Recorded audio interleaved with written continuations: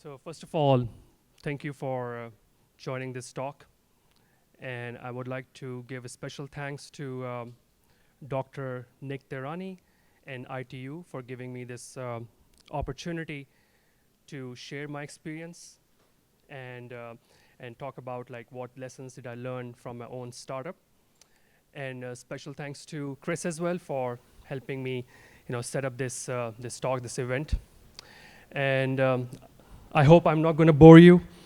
And I hope by the end of it, you will take some lessons from it, and maybe it will help you in your own entrepreneurial journey. All right, before I start the talk, the presentation, just want to give you a little bit of background about myself. As Chris introduced me, I am a software engineer by profession. I have 15 years of software development experience. I've worked in all sorts of projects, all sorts of domains, from social media applications, computer network platforms, global position system-based apps, online auctions, and also I think social media apps. Yeah, that's the one that we're going to talk about it. I've worked in companies like Cisco, Verizon Wireless, Copart, and Safeway. I am passionate about business. I'm passionate about entrepreneurship and startups, and I love to see the journey of an idea from inception to a profitable business. That's what I am really here about, and that's what I really love. So I'm fortunate enough to work in many startup projects, but the most important startup project was my own idea that came about by observing the social commentary on social media and on email threads.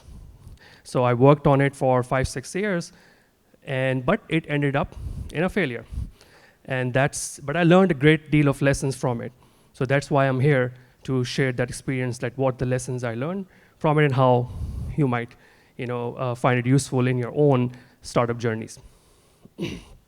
So a little bit about like how this idea came about. So it was like around 10 years ago, and around about like 2010. But before I talk about that, I just want to tell you about myself, because that idea came about from within. So I am kind of, I'm an opinionated person. I like to, debate, argue, have, these debates with my friends, with my coworkers, because I have strong opinions about things, and I like to challenge the status quo. That's how I was 10 years ago. I've mellowed down a bit now, but at that time I was, having my debates with everyone, whether it's political, whether it's religious beliefs or social behaviors, economy, anything. So I had opinion about on everything, on every other topic in the world.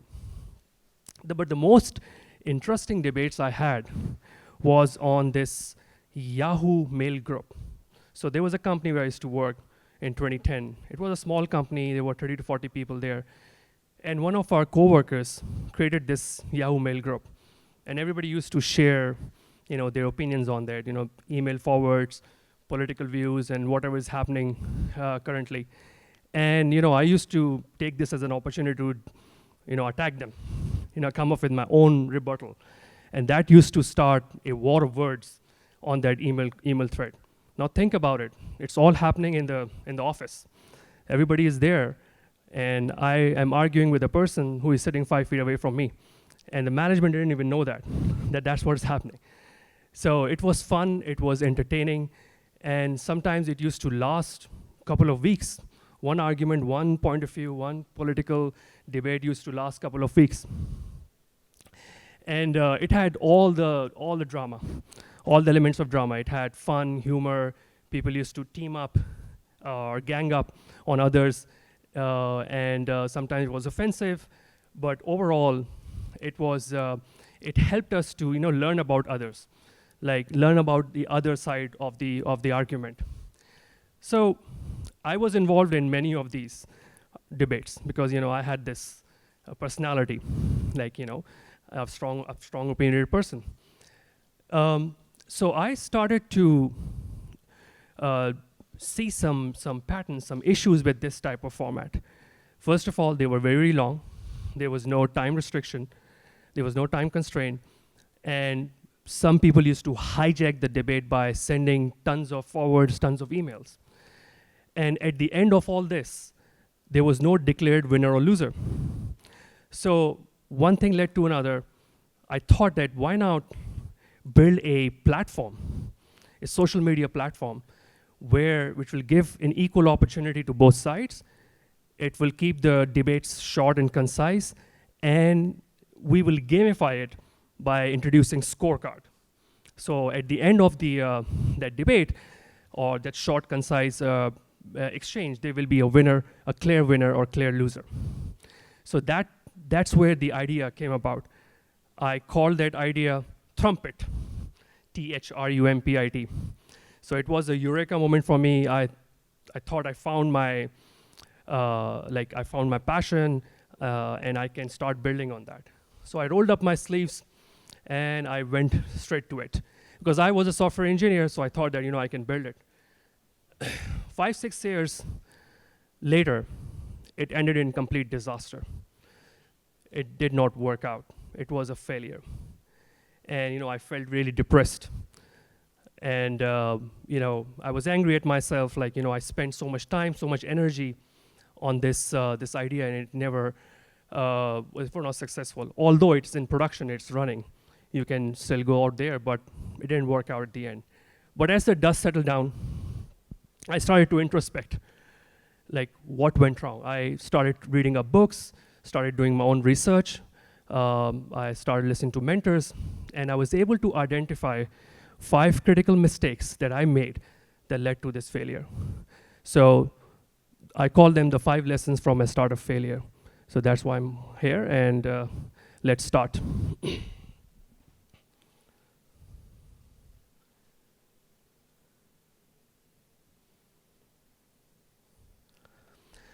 Failure number 1. It's a secret. This is a very common misconception that, your idea might be stolen, might be copied, or might be reproduced by others, and they're going to run away with that. And I was of the same opinion. I kept it hidden. Just very few close friends had knowledge about that, but I kept it dark for quite some years. And this is a misconception. Ideas do get copied, but it's very rare that they are ever successful. And one of the reasons why this is a misconception, and what I learned from it,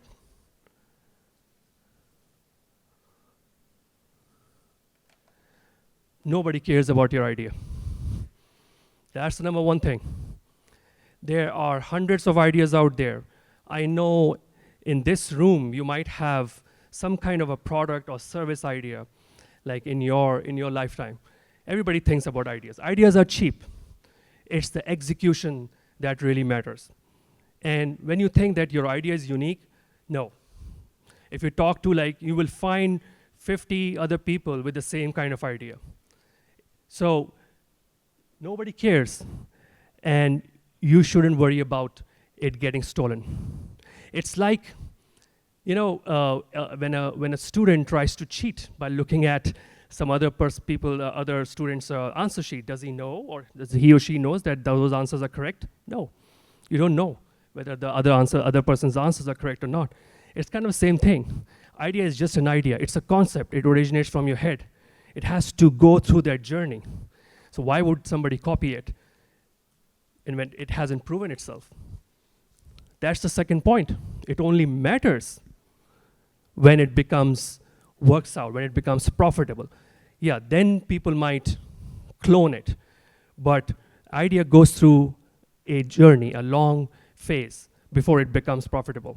And the chances of its failure are really high because it's something new you're coming up with.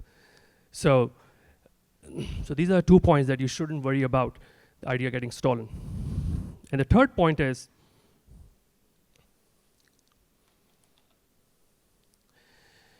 you need to go out there and collect the feedback the reaction of the users who will be using your idea, your product or your service, whatever it is. You have to collect that data from there. So if you're gonna keep it hidden, how the world is gonna know what you're building and how the world is going to give their opinion on that. And that's really, really important. You have to get these feedback, early feedback from the users. And you have to build community. You have to find the first customers, the first clients. So if you're gonna keep it under wraps, you won't be able to find that valuable data or your first customers.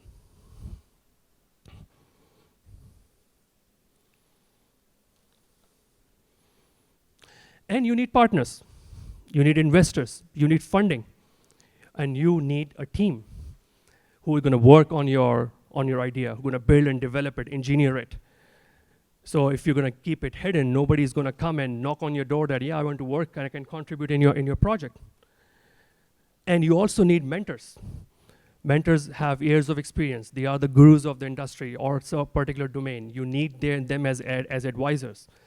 So if you're not going out there, you're not going public with your idea, you're gonna miss out on this important data that you will get from the market.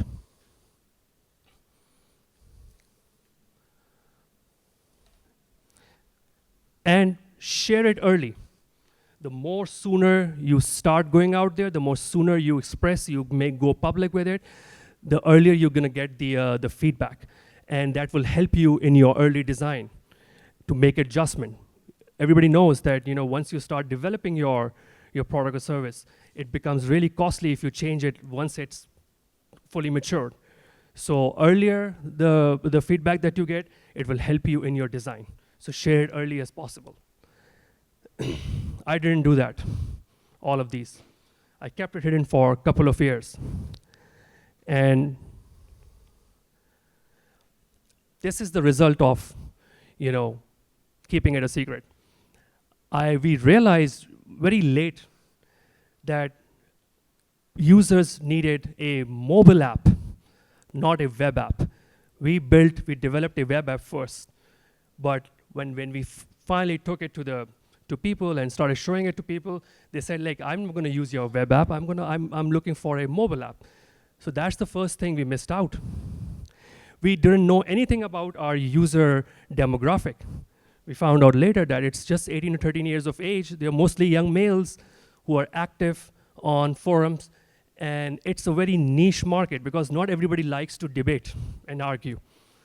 It's not like people generally want to be your friend. They don't want to engage in these political debates. So it's a very niche group, not a mass market. And we got feedback from people like, what about contests? What about judges? Who is going to judge? Are you going to give us to like ordinary users to judge the results of the debate? Or maybe we can bring in some expert on that particular topic that debate is on, and they can judge it. Prizes, group challenges. There was no user community.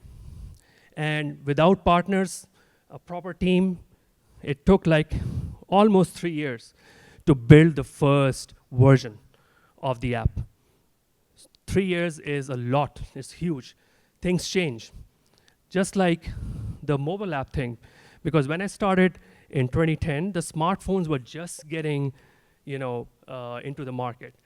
And by 3 years after that, they were very, very common. And we didn't realize that we should have built it in the mobile first, because it was a mobile first application. So this is what we suffered as a result of keeping it as a secret.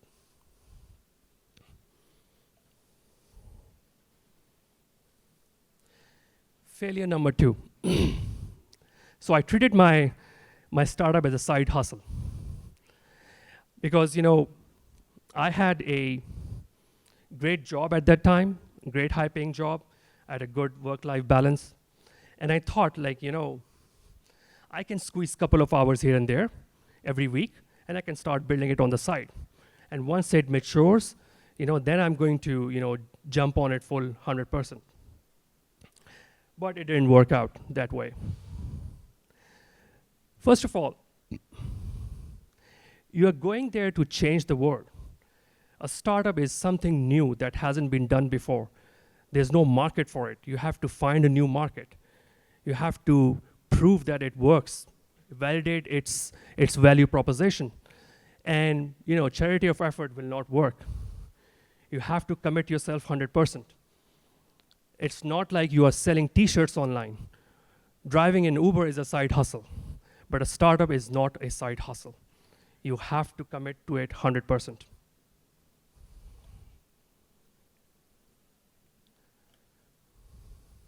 Those couple of hours, I thought that I can squeeze in, turn into a couple of years. If I had a proper team and I was committed 100% on it, our first version could have been ready in 2 months. But it took me a couple of years to build the first version because I was doing it on the side.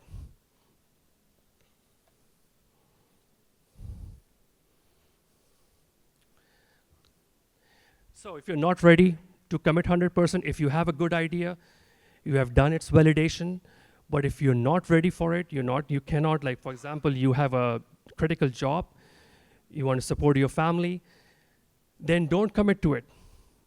Wait for the time when you can 100% get on board. Otherwise, it's not going to go anywhere. It's going to be on the side and it will rot and rust.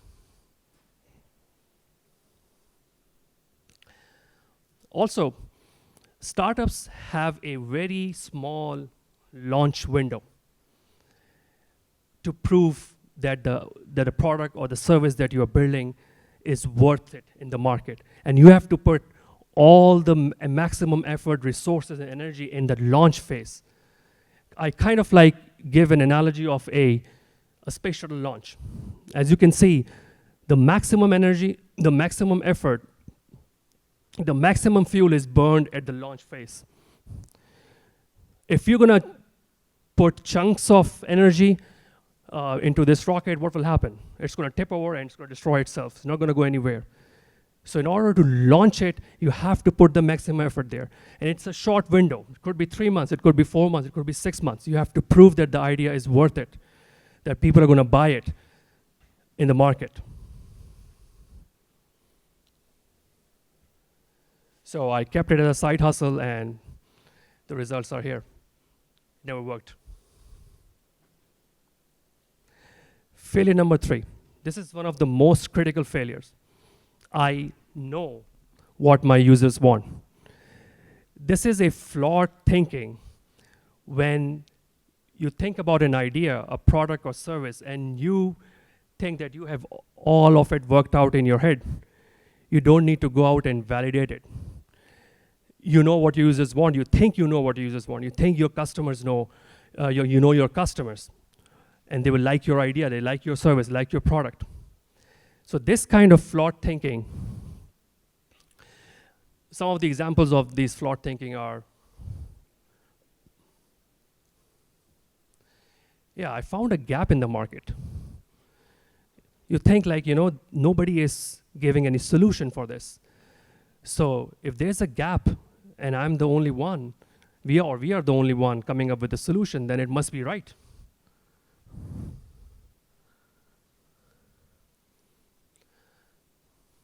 I find it useful for me. I find it entertaining for me, useful for me, so it must be useful for others. And I used to think the same way. I used to get entertained by Trumpet. I had like few friends and we used to engage in debates on Trumpet platform and we used to like it. So we thought that when we are enjoying it, others might too.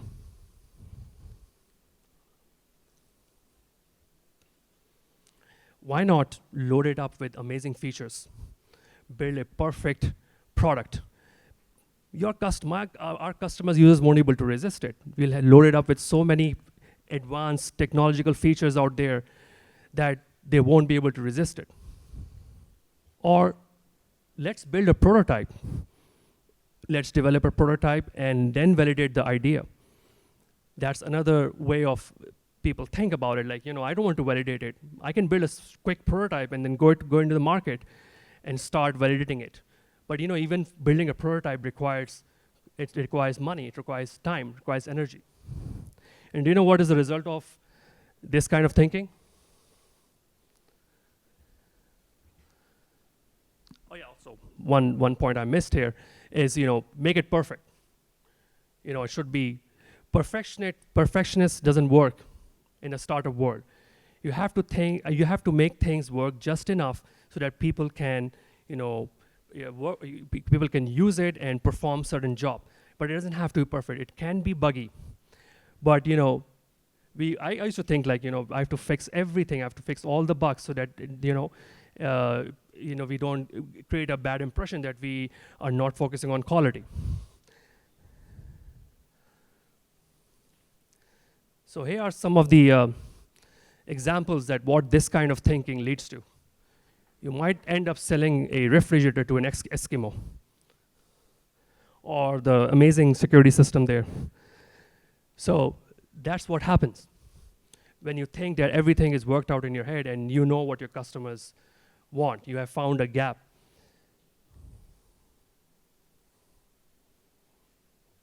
Nobody can argue with that. That's the sequence. First pants, then shoes.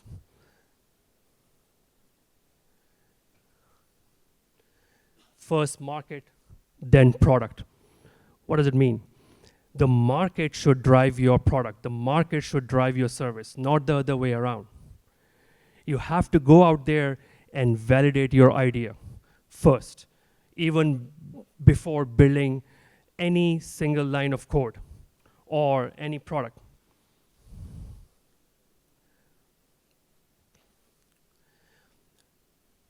Idea validation should be the first step.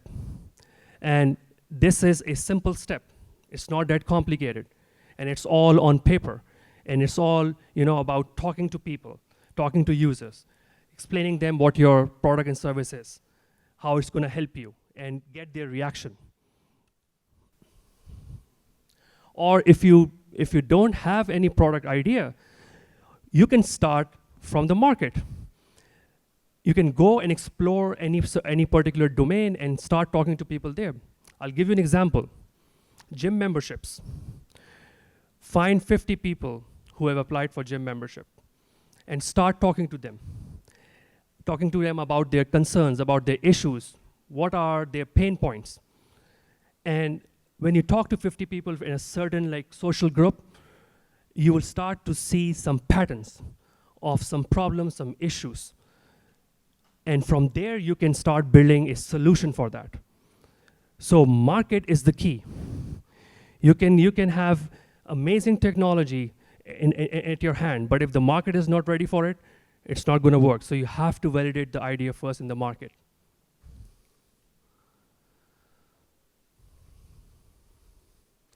Find the first customers, first users who show interest in buying your idea.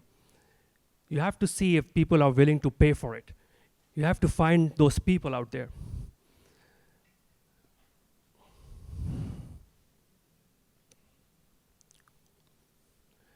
And market should drive the product all the way around, not just at the beginning. Because an idea, a new product or service goes through a journey, not just in the beginning. Even when it's established itself in the market, still it has to keep on going back to the market, get the feedback, and bring in the changes, keeping it, upgrading it constantly. So market is where you have to drive, not the product. Products should not drive the market. The market should drive the product.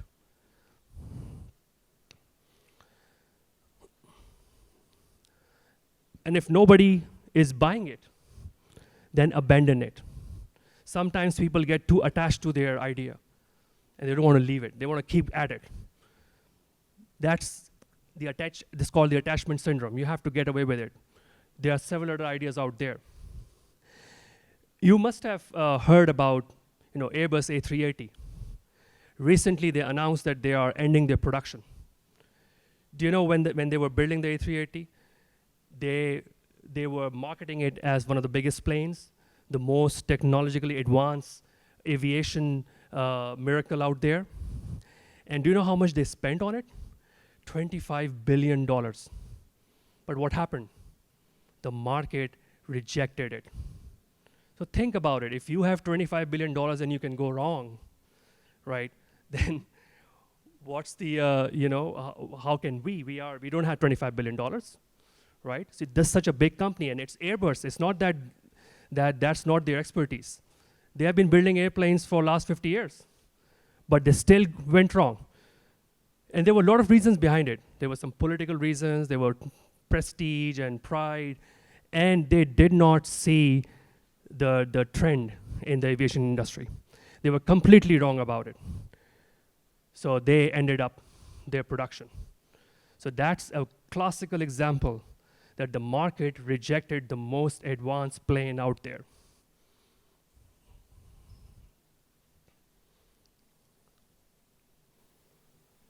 Failure number 4, the one-man army. I'm a fan of Game of Thrones. I've seen it 3 times already. So here's a scene where Jon Snow is facing a horde of enemy soldiers. So as a founder, as a leader, you tend to take control of everything. You want to have your say in all aspects of your startup, whether it's engineering, whether it's marketing, whether it's understanding the user's feedback or reactions. And that's what I try to do. I try to take control of each and every aspect of my startup. So I was a software engineer, so I thought that I don't need a lot of developers. I can build almost 50, 60% of that application. I just need one person. So I was constantly developing it, engineering it. But what happened? I faced a technical challenge. And it took several months to figure it out. You know, software development, software engineering field is a vast field. There's so many domains in it. You cannot be good at all of them. And if I had hired a person in that particular domain, he would have, or he or she would have solved it in a matter of weeks. But because I wanted to have a say in everything, I thought, no, it's a challenge, I'm going to fix it. But it took my months away. And as a founder, I thought that I am the best person to speak about it. I am the best person to demonstrate and pitch it to the investors. And I did talk to a couple of investors. And there was one investor, and I failed to explain how the internet model works. He kept asking me, like, how are you going to make money from it? Why would I invest money in it? How is it going to generate revenue? And I failed to explain that. So like, you cannot be good at everything. I was wearing all these hats.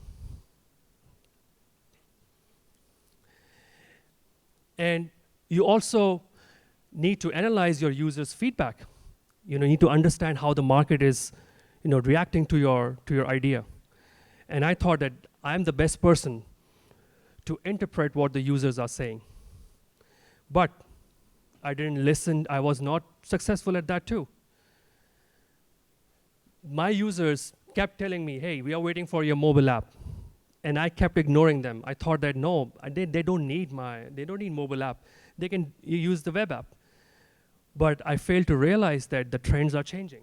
Everybody uses their phones. They don't sit in front of laptops. They can be on their bed, maybe in their car, and they can access all types of applications. I failed to realize this critical feedback because I was wearing so many hats. I was distracted in doing so many things.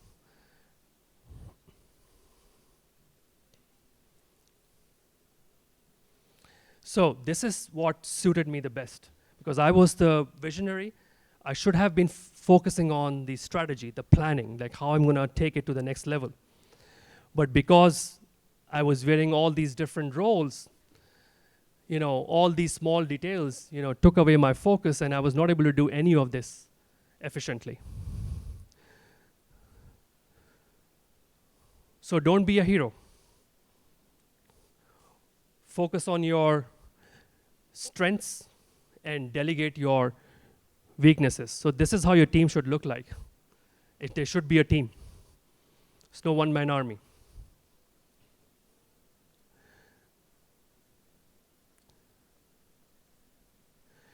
You need people with business skills, people who are good at selling, people are good at marketing, who know how to money talks.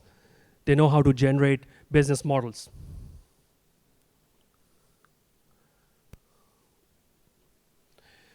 People who know how to talk, how to sell, how to pitch. You need engineers, and not just, you need engineers who can quickly solve the problems, because startup is an extreme environment.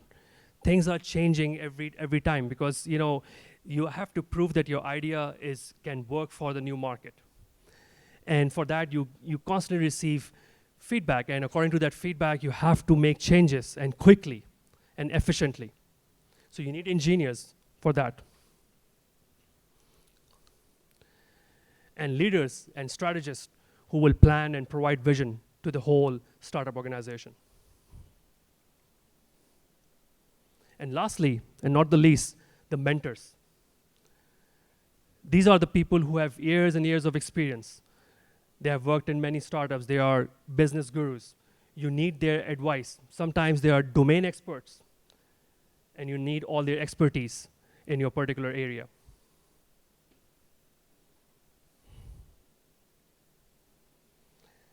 Last one, the cheap sheet. So I call it cheap sheet because I tried to be smart with my money. I thought that, how can I cut costs? How can I, reduce my budget and hire people cheaply and extract maximum from them? So there are a couple of ways I tried. Number one, your equity for sale. That's a very common thing. People come, and I did the same thing. I went out, and a couple of my friends who were really good at software development, they were much better than me, and I needed all their help. So I offered them partnerships. I said, come on board, take 10% out of it, and let's be partners. And I was able to hire one of my friend, and I was really excited that he joined the team. And but sooner I realized that he's not contributing anything. He was not contributing as a partner. He was just there to gain some experience in a startup environment. Because you need to differentiate between your partners and your team. Team is the people that you hire. And partners are people who share your vision, who might be investors, who have a stake in that idea, who believe in your idea, who might have similar backgrounds as you have. So those can become your ideal partners. But you can't go out selling the equity and asking people to join you. And that's what happened with my friend. He was not there. He was never interested in my idea. He was just there for his own experience. And I was not getting any contribution from them in terms of strategy, in terms of vision, in terms of marketing plan, and all that. And he left. Then I tried hiring inexperienced people, fresh college graduates with a little bit of experience, a little bit of skills. So I thought that under my technical leadership and whatever experience they have, we can work together, and it will work out. And on top of it, I gave them multiple roles. I also asked them to, go out and market the idea. Show it to your friends. And, get their feedback, ask them to debate on that, collect the data, and show it to me. So they were not only inexperienced, but I also gave them multiple roles. So what happened, that I was so much involved with my team because I was constantly hand-holding them. I was constantly helping them out. And this ended in costing me much more than what I, expected. So it ended me costing me more. So this cheap sheet doesn't work. First of all, you need funding for your startup. And once you get the funding, you need to get the right people on board. Not the best people, I'm saying the right people who have enough experience in that particular domain that can work for your startup. and they should have a startup attitude, because it's not like in ordinary business. Its startup is very extreme. Things are changing, and you have to improvise all the time. So they should have the right attitude to work in a startup.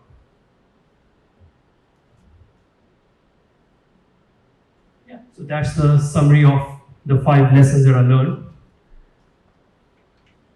Don't keep it a secret. Go out there and build a user community around it. Find partners and get the early reaction, early feedback. Don't treat it as a side hustle. Give it 100%. If you're not ready, don't start it. And go out there and find out whether your idea is what the market requires. The product and service that you are presenting, market needs it. You have to validate your idea.